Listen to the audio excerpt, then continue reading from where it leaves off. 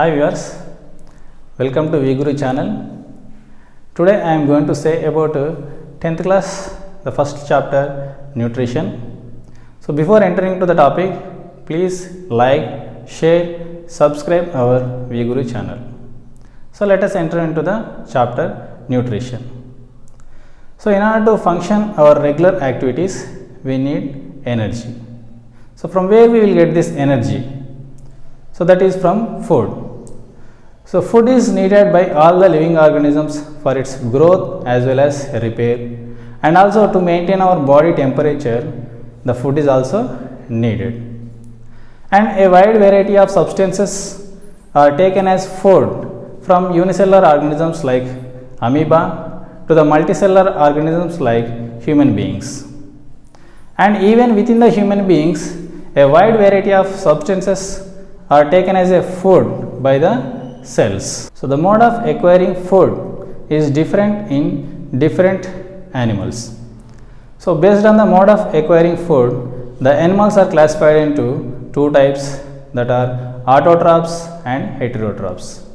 So most of the plants are autotrophs. So let us learn about the autotrophic nutrition. So we know that autotrophs are the organisms which synthesize the complex compounds from simple compounds, and they acquire the minerals, waters and gases from the atmosphere, and water and mineral salts from the soil, and they will synthesize these complex compounds like carbohydrates, proteins, fats and etc. from a simple substances, that is carbon dioxide and water. And these complex compounds which are prepared by the plants are utilized by all the living organisms including human beings.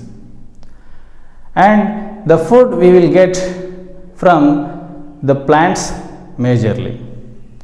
Even we will depend on the animals, but these animals also depends on plants for their food. But how the plants carry out their life process? So from centuries, the scientists, they conducted many experiments on this, and they proved that the photosynthesis is the process that plants prepare their own food. And a scientist named as von Helmont, he told that water is more essential for the growth of the plant's body, and these plants prepare the food and provides the food for all the living things. That's why these plants are known as universal food providers. And the process that is made by the plants, that is photosynthesis. So let us enter into the photosynthesis as the topic. Photosynthesis is a process in which the plant contains a chlorophyll, build up complex organic ones from the simple inorganic ones, that is carbon dioxide and water, by using sunlight as an energy. And the photosynthesis is a very complex process, and the photosynthesis will provide food for all the living things that we know. And in this photosynthesis, it takes place in several steps, and several intermediate components are also formed in this. And in order to know about this photosynthesis, several people worked, and experimentally they proved, and they gave a simple equation to know about this photosynthesis. In that, a scientist named as C.B. Van Neel, he gave a simple equation to know about the photosynthesis in the year of 1931. So according to him, one molecule of carbohydrate is formed, along with that one molecule of water and one molecule of oxygen is released. So this is a simple equation given by C.B. Van Neel, and it is very acceptable by many people. And the equation is 6CO2 plus 12H2O gives rise to C6H12O6 plus 6H2O and 6O2. So in the presence of light and chlorophyll. So the plants are having a capability to synthesize the carbohydrates, fats, proteins, etc. by using these materials. But the animals, they cannot prepare in this manner to obtain the food. And for this preparation of the food, photosynthesis process, so the materials that are essential are water, carbon dioxide, sunlight and chlorophyll. Let us go to about the water and photosynthesis. A scientist known as Van Helmont experimentally proved that the plants get their water by their roots and prepare their food for their growth of its body. And next one is carbon dioxide and photosynthesis. Where this carbon dioxide is present? It is present in the air. So air is a mixture of gases, that's why the carbon dioxide is present in the air, and this carbon dioxide is utilized by the plants for preparing the food. That was stated by a scientist named as Priestley by conducting an experiment. And next one is light.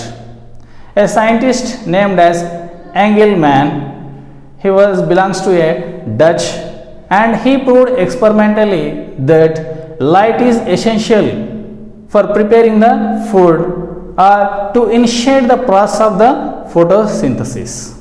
Next one is chlorophyll and photosynthesis. In the year of 1883, a scientist, Julius Van Schack, stated that chlorophyll is responsible in trapping the light energy, and by using that light energy the plants prepare the food, and this chlorophyll is present in the chloroplast of mesophyll cells, stated by the scientist.